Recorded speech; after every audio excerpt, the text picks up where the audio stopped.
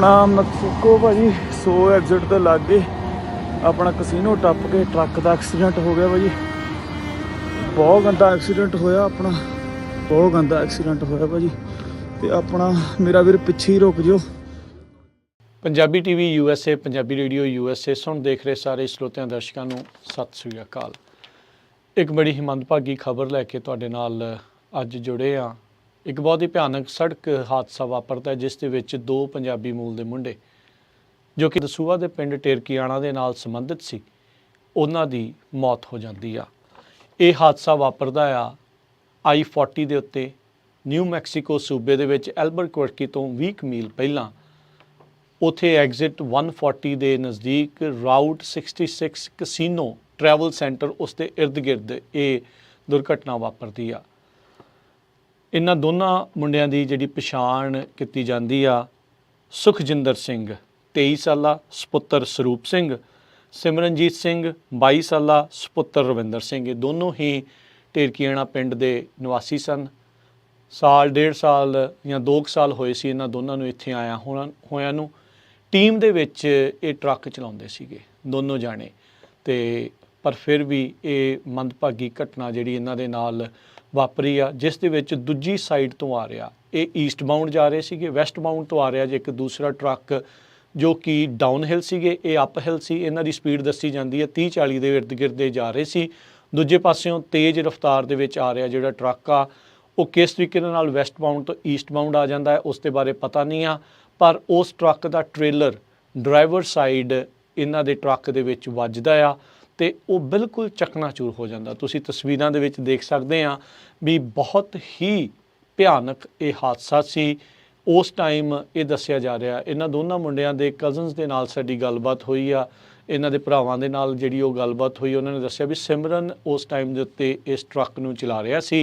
कुछ समा पहलां एरीजोना दे विच इन्हां दी शिफ्ट चेंज हुई सी, जिस तो पहलां सुखजिंदर सौरभ भी उसनूं जाणिया जांदा है नाम दे नाल, वो गड्डी चला रहे ट्रक चला रहा सीगा। वो शिफ्ट चेंज हुई, सिमरन चला रहा सी, सुत्ता पिया सी।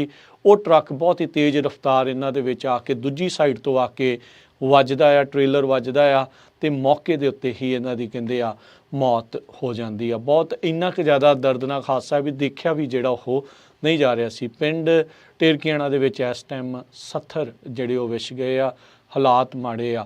तिन्नां भाइयों का तिन्ना भैनों का यह कल्ला कल्ला भरा सीगा सौरभ सुखजिंदर सिंह, ते सिमरन जिहड़ा आ उसकी एक भैन सीगी। दोनों ही परिवार खेतीबाड़ी दे नाल संबंधित सी, मेहनत करते सी दोनों। टीम ड्राइवर जिहड़े वो सीगे, ये भी नहीं सीगा भी कोई कल्ला नींदरा जिहड़ा वो चलाई जांदा होवे, आराम दे नाल चलाउंदे सीगे। जो गल्लां बातां तो पता लग रहा है बहुत ही निघे सुभाਅ दे दोनों मुंडे सीगे, परिवारक माहौल दे विच रहण वाले। इत्थे फ्रेजनो दे विच क्लोविस इलाके दे विच इकट्ठे रहिंदे सी कि कहंदे दोनों दे विच बहुत ही भरावां वर्गा प्यार सी।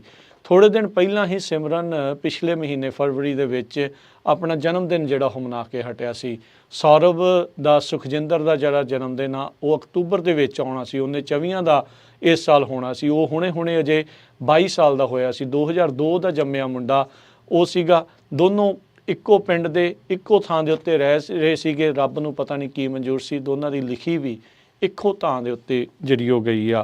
सो ये दस्सिया जांदा भी कोई MK करके कंपनी है इंडियानापोलिस दी, उस दे लिए दोनों मुंडे काम करदे सीगे। ये रात नूं 3 वजे का टाइम दस्सिया जा रहा आ। I-40 दे उत्ते जिहड़ा हादसा वापरिया आ, एग्जिट नंबर 140 के इर्द गिर्द जिहड़ा उत्थे कसीनो हैगा आ राउट 66 उस दे लागे ये घटना जी वापरी आ।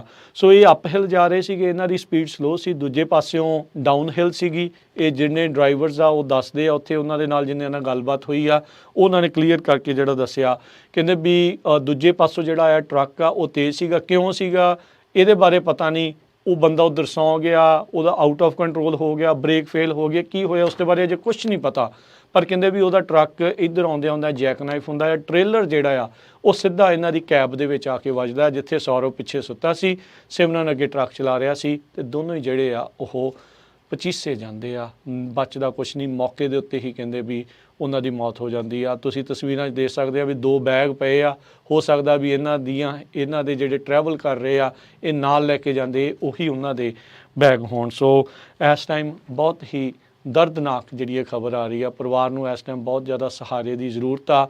ਤਿੰਨਾਂ ਭੈਣਾਂ ਦਾ ਇੱਕ ਭਰਾ, ਇੱਕ ਜਿਹੜੇ ਆ ਉਹ ਭੈਣ ਦਾ ਭਰਾ, ਕੱਲੇ ਮੁੰਡੇ, ਦੋਨਾਂ ਹੀ ਪਰਿਵਾਰਾਂ ਦੇ ਬਿਲਕੁਲ ਨੌਜਵਾਨ ਚੜ੍ਹਦੀ ਉਮਰ ਦੇ, ਮਿਹਨਤ ਕਰ ਰਹੇ ਸੀਗੇ। 2 ਸਾਲ ਹੋਏ ਸੀਗੇ, ਪਰ ਇਸ ਦਰਦਨਾਕ ਘਟਨਾ ਨੇ, ਇਸ ਦਰਦਨਾਕ ਸੜਕ ਹਾਦਸੇ ਨੇ, ਇਸ ਐਕਸੀਡੈਂਟ ਨੇ ਇਹ ਦੋਨੋਂ ਹੀ ਮੁੰਡੇ ਸਾਡੇ ਕੋਲੋਂ ਜਿਹੜੇ ਉਹ ਖੋਹ ਲਏ ਆ।